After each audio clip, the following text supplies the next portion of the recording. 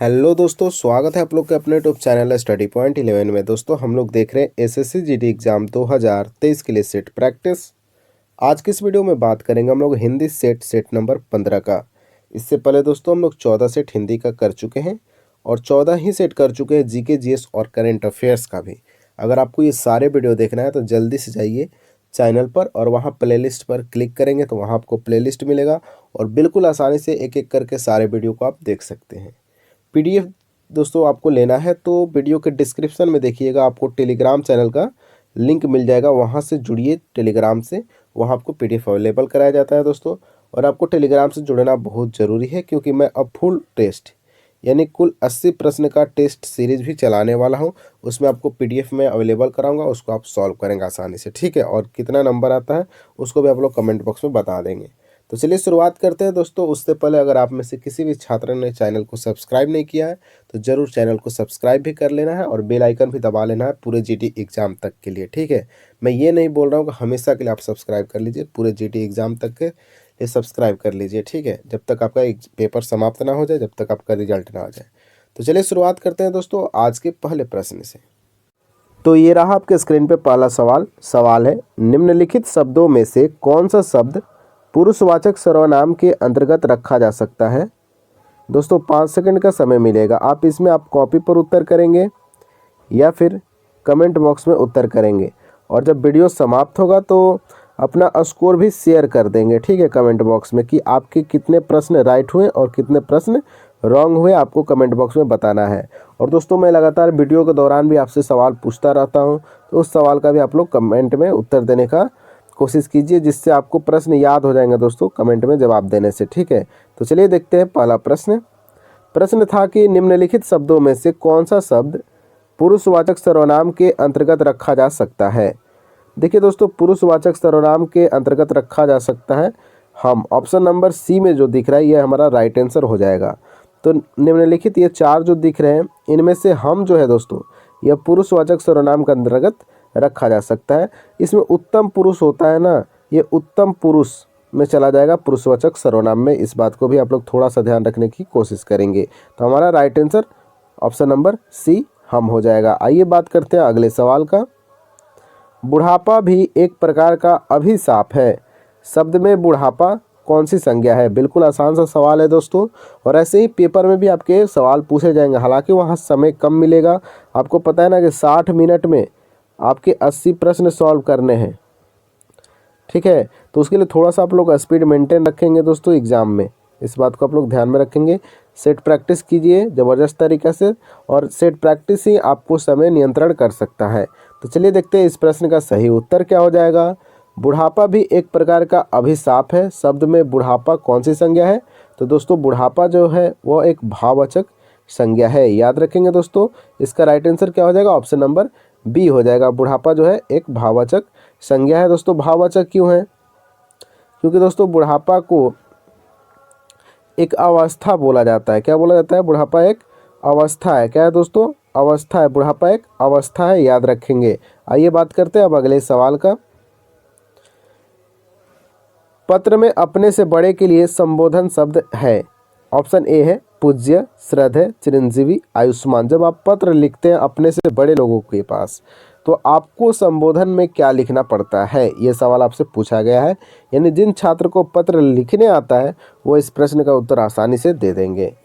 तो इस प्रश्न का राइट आंसर हो जाएगा दोस्तों ऑप्शन नंबर बी हो जाएगा। हमारा राइट आंसर श्रद्धेय हो जाएगा दोस्तों। पत्र में अपने से बड़े के लिए अगर आप संबोधन लिखते हैं तो श्रद्धेय लिखना पड़ेगा और पिताजी के लिए लिखते हैं तो पूज्य लिखते हैं। इस बात को भी आप लोग ध्यान में रखेंगे। आइए बात करते हैं अब अगले सवाल का। बिल्कुल आसान सवाल है दोस्तों कि जो कम खर्च करने वाला है उसके लिए एक शब्द बताइए। और ऐसे प्रश्न मैं लगभग 200 प्रश्न करा रखा हूँ प्रीवियस ईयर का, और यह प्रश्न भी आपके प्रीवियस ईयर से लिया गया है और आपके पेपर में भी प्रीवियस ईयर से लगातार पूछे जाएंगे। इस बात को भी आप लोग ध्यान में रखेंगे। तो जिनको भी प्रीवियस ईयर का क्वेश्चन देखना है दोस्तों तो 6 इंपॉर्टेंट टॉपिक मैं करा रखा हूँ, जाकर आप देख सकते हैं। तो चलिए देखा जाए इस प्रश्न का सही उत्तर क्या होगा। तो जो कम खर्च करने वाला है उसको बोलते हैं दोस्तों मितव्ययी बोलते हैं। क्या बोलते हैं, मितव्ययी बोलते हैं दोस्तों, याद रखेंगे। जो कम खर्च करता है उसको क्या बोलते हैं, मितव्ययी बोलते हैं। आइए अब बात करते हैं अगले सवाल का। और ये प्रश्न तो आपसे बार बार पूछा जाता है दोस्तों। क्या? तो प्रश्न है, वह स्त्री जो सूर्य भी न देख सके, इस वाक्यांश के लिए एक सही शब्द बताइए।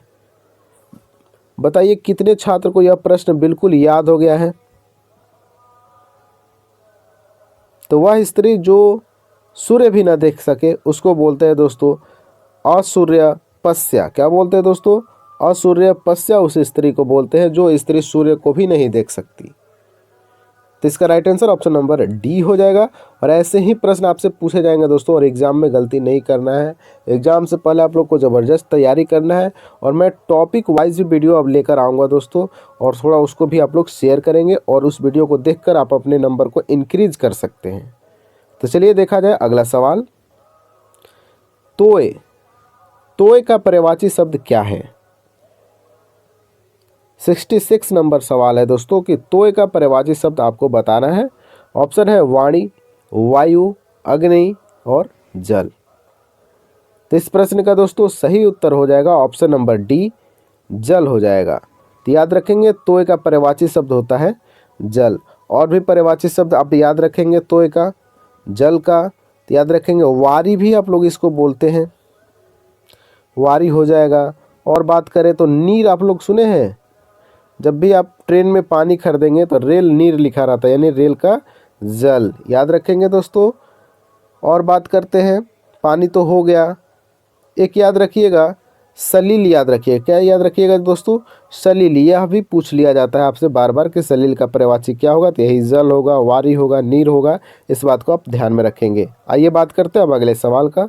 बिल्कुल आसान सवाल आपके स्क्रीन पे। खग का पर्यायवाची शब्द है। अगर आप लोग संस्कृत थोड़ा सा भी पढ़े होंगे दोस्तों, तो बिल्कुल इस प्रश्न का उत्तर आसानी से दे सकते हैं, या फिर हिंदी ग्रामर पढ़े होंगे दोस्तों तो आप उत्तर इसका दे सकते हैं। खग का पर्यायवाची शब्द क्या होता है?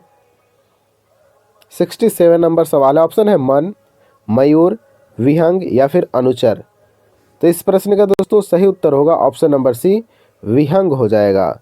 तो खग का पर्यायवाची शब्द होता है विहंग। और भी पर्यायवाची शब्द आपको याद रखना है, जैसे चिड़िया। क्या दोस्तों?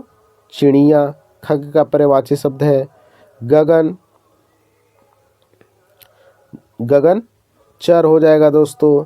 एक पखेरु भी याद रखेंगे, यह भी पूछ लिया जाता है, पखेरु भी इसका पर्यायवाची हो जाएगा खग का। तो ऐसे हम लोग डिस्कस करते चलेंगे दोस्तों, जिससे आपको रिपीट होते जाएंगे प्रश्न, और रिवीजन भी आपके सेट प्रैक्टिस के साथ होते चला जाएगा। देखिए इस प्रश्न के लिए कुछ निर्देश दिया गया है 68 से 69, यानी 2 प्रश्नों के लिए निर्देश है दोस्तों कि दिए गए प्रत्येक वाक्य में काले मोटे छपे शब्दों की वर्तनी के लिए 4-4 विकल्प दिए गए हैं। इनमें से एक विकल्प में शब्द की वर्तनी शुद्ध है और बाकी में अशुद्ध है, इसे चुनिए। यानी आपको शुद्ध वर्तनी को चुनना है इन ऑप्शंस में। चलिए देखा जाए सवाल क्या है। आजकल आयुर्वेदिक औषधियों की विश्वसनीयता बढ़ गई है, बढ़ रही है। तो आयुर्वेदिक कैसे शुद्ध वर्तनी में लिखा जाएगा, आपको यही चुनना है इन 4 ऑप्शंस में। तो थोड़ा सा ऑप्शन पे हम लोग ध्यान देंगे तो दोस्तों पता चलेगा कि ऑप्शन बी जो है बिल्कुल शुद्ध वर्तनी में लिखा गया है आयुर्वेदिक। तो हमारा राइट आंसर क्या होगा? ऑप्शन नंबर बी हो जाएगा हमारा राइट आंसर। समझ में आ रहा है ना? आयुर्वेदिक ऐसे लिखा जाता है, आप लोग ध्यान रखेंगे आयुर्वेदिक। और इस प्रश्न को आप लोग कॉपी में नोट कर लेंगे, यह प्रश्न इंपॉर्टेंट है, आपके पेपर में ऐसे ही शब्द से सवाल पूछ लिया जाता है। आइए बात करते हैं अब अगले सवाल का। चंद्र ज्योत्सना सरिता के प्रभाव को मोहक बना रही थी। तो आपको बताना है ज्योत्सना का शुद्ध रूप। इन 4 ऑप्शन में हम लोग ध्यान रखेंगे तो देखेंगे कि ऑप्शन नंबर सी जो है दोस्तों बिल्कुल शुद्ध वर्तनी में लिखा गया है ज्योत्सना। ऐसे ही ज्योत्सना का शुद्ध वर्तनी होता है, आप लोग नोट करेंगे कॉपी में। और दोस्तों ज्योत्सना का मतलब क्या होता है, तो याद रखेंगे चांदनी होता है। क्या होता है दोस्तों? ज्योत्सना का मतलब चांदनी होता है। इस बात को भी आप लोग थोड़ा दिमाग में रखेंगे। आइए बात करते हैं अब अगले सवाल का। सवाल है कि रिक्त स्थानों की पूर्ति करने वाले शब्द छांटिए। सब अपने रिक्त स्थान दिया है, का विशेष ध्यान रखें।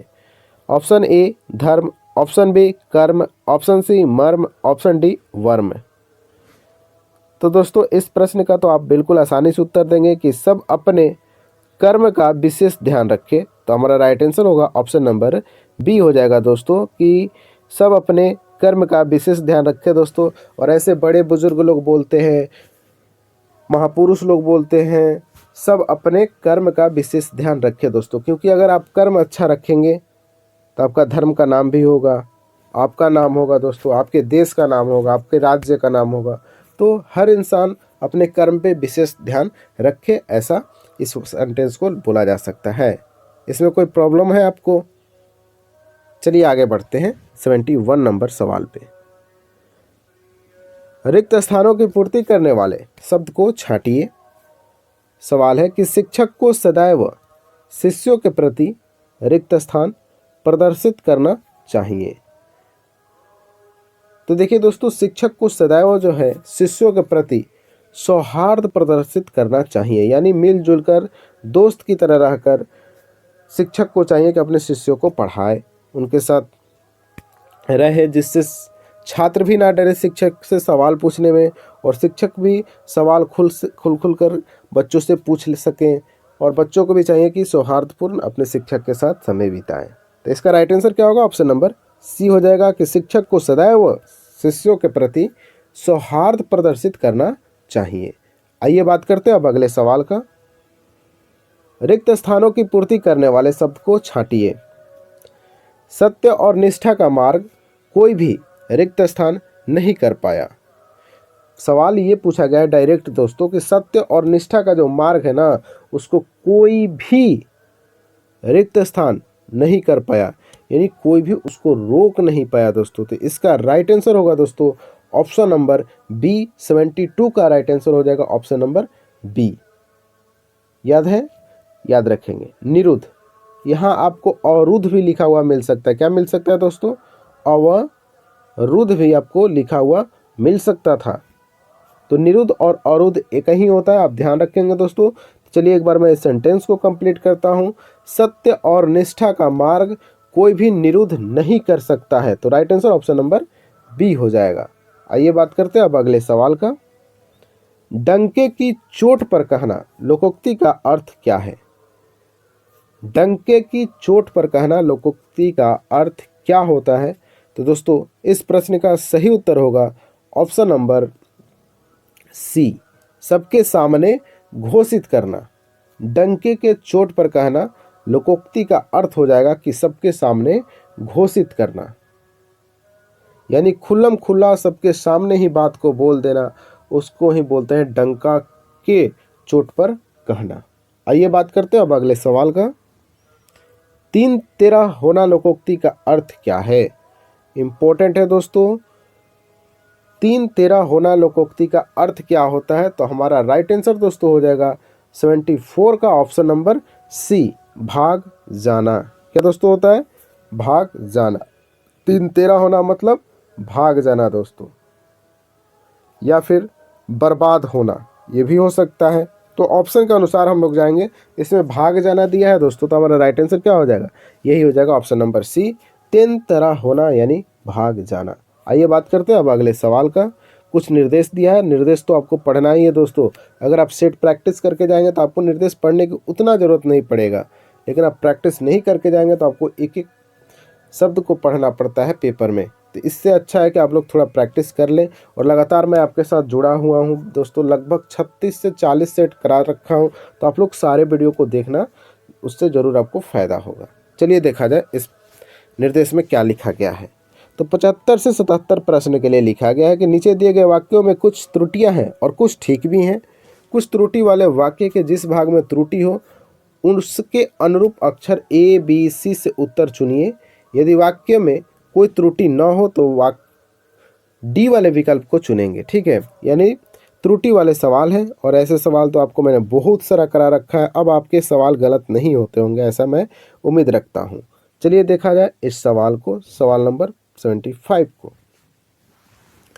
शिशुपाल गालियां देता रहा और श्री कृष्ण उन्हें सुनते रहे, परंतु लगभग चुप रहे। कोई त्रुटि नहीं है। देखिए दोस्तों, इस प्रश्न को जब आप पढ़ते हैं 1 से 2 बार फटाफट पढ़ने की कोशिश करें। जैसे ही आप पढ़ेंगे ना तो पता चलेगा कि ओह, यहाँ गलती कर रखा है, और आपको बिल्कुल आसानी से दिख जाएगा। अगर आप अच्छे से पढ़ेंगे नहीं दोस्तों, इसको अच्छे से क्वेश्चन को देखेंगे नहीं, तो आपको गलतियाँ नहीं नज़र आएगी।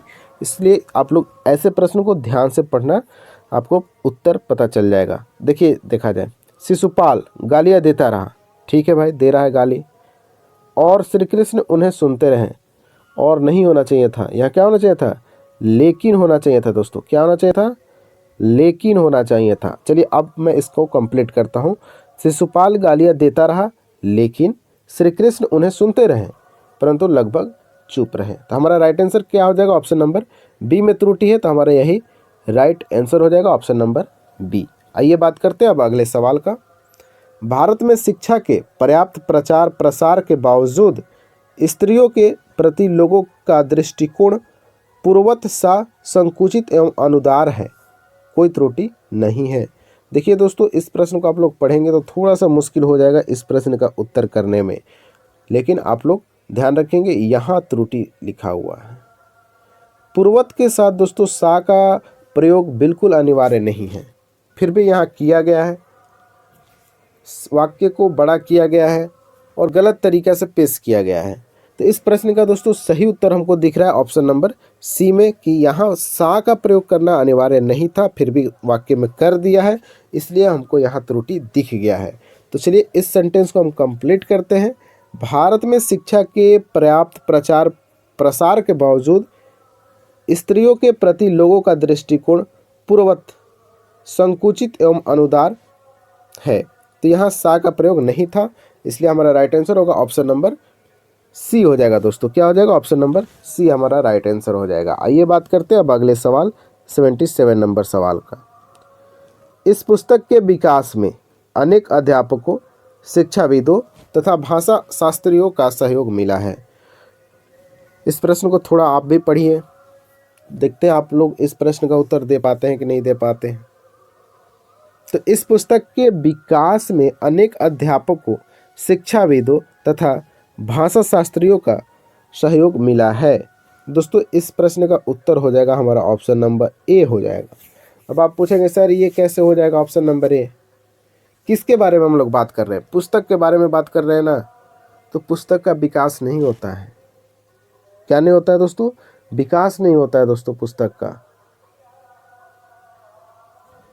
का सुधार होता है। क्या होता है दोस्तों, अगर आप अच्छे अच्छे अध्यापक को लगाकर, शिक्षाविदों को लगाकर, भाषा शास्त्रियों को लगाकर एक पुस्तक में काम कर रहे हैं, तो उसमें सुधार होगा ना दोस्तों। तो यहाँ हमारा विकास के जगह पे क्या हो जाएगा, सुधार हो जाएगा। यानी कि इस पुस्तक के सुधार में अनेक अध्यापकों, शिक्षाविदों तथा भाषा शास्त्रियों का सहयोग मिला है। यानी इस पुस्तक में कोई गलती नहीं है, त्रुटि नहीं है। क्यों त्रुटि नहीं है, क्योंकि इसमें सुधार किया गया है। किसके द्वारा किया गया है, अनेकों अध्यापकों द्वारा, शिक्षाविदों द्वारा और भाषा शास्त्रियों के द्वारा इसमें सुधार किया गया है। तो हमारा राइट आंसर होगा ऑप्शन नंबर ए। आइए बात करते हैं अब अगले सवाल का। आकाश का विलोम शब्द क्या होता है। ये प्रश्न तो बार बार आप लोग जब भी परीक्षा देते होंगे हिंदी का, तो ये प्रश्न आपसे पूछा जाता होगा। तो आकाश का विलोम शब्द दोस्तों हो जाएगा, विलोम बताना है ना, तो हमारा डी हो जाएगा ना राइट आंसर, पताल हो जाएगा। क्या हो जाएगा, पताल हो जाएगा। आकाश का विलोम शब्द हो जाएगा पताल, याद रखेंगे। आइए बात करते हैं अब अगले सवाल का। साहचर्य का विलोम शब्द क्या है। वैमनस्य, असहयोग, विनियोग या फिर अलगाव। ये हैं आपके चार ऑप्शन। तो देखिए दोस्तों, साहचर्य का विलोम शब्द हो जाएगा अलगाव। साहचर्य का मतलब होता है एकजुट होकर रहना और अलगाव मतलब होता है अलग अलग रहना। तो हमारा राइट आंसर हो जाएगा ऑप्शन नंबर डी हो जाएगा, अलगाव। याद रखेंगे, इम्पोर्टेंट है, हालांकि बिल्कुल आसान है, आप लोग आसानी से इस प्रश्न का उत्तर दे सकते थे। साहचर्य का विलोम शब्द होता है अलगाव। आइए बात करते हैं अब अगले सवाल का, और ये रहा हमारा आज का अंतिम सवाल। और अंतिम सवाल का उत्तर तो आप ही देते हो कमेंट बॉक्स में, और मैं इंतज़ार भी करता हूँ आपके उत्तर का। प्रश्न है कि प्राचार्य महोदय ने उसे घर जाने की अनुमति प्रदान कर दी। मुद्रित शब्द के समानार्थी शब्द का चयन करें। यानी जो अनुमति लिखा है दोस्तों, इसका समानार्थी शब्द बताना है आपको इन चार ऑप्शन में से। ऑप्शन ए है आज्ञा, ऑप्शन बी प्रज्ञा, ऑप्शन सी अवज्ञा और ऑप्शन डी अनुज्ञा। तो इसका उत्तर आप लोग कमेंट बॉक्स में देंगे दोस्तों। और वीडियो जब समाप्त हो रहा है तो आप लोग स्कोर अपना शेयर जरूर करेंगे दोस्तों, ठीक है। एक दो छात्र हैं जो बार बार अपना स्कोर शेयर करते हैं, लेकिन बहुत सारे छात्र अपना स्कोर शेयर नहीं कर पाते हैं। ऐसा बिल्कुल नहीं करना है। एग्ज़ाम है दोस्तों, और एग्ज़ाम को थोड़ा सीरियस होकर पढ़िए। बहुत मज़ा आता है पढ़ने में दोस्तों, ठीक है। और जब वर्दी मिल जाएगा ना तो फिर हम लोग मिलते हैं आप लोग से, ठीक है। तो आप लोग वीडियो को शेयर भी करेंगे, और जिन्होंने चैनल को सब्सक्राइब नहीं किया बिल्कुल चैनल सब्सक्राइब कर लेना है, और बेल आइकन को भी प्रेस कर लेना है। और टेलीग्राम से ज़रूर जुड़िएगा। कहाँ जुड़ना है दोस्तों? टेलीग्राम से ज़रूर जुड़िएगा। वहाँ मैं अब आपको 80 नंबर का फुल टेस्ट अवेलेबल कराऊंगा। आप लोग वहाँ सेट प्रैक्टिस भी करेंगे, ठीक है। चलिए मिलते हैं नेक्स्ट वीडियो के साथ दोस्तों। तब तक के लिए जय हिंद जय भारत। कमेंट बॉक्स में एक बार जय हिंद जय भारत भी लिख दीजिएगा, ठीक है। जय हिंद जय भारत।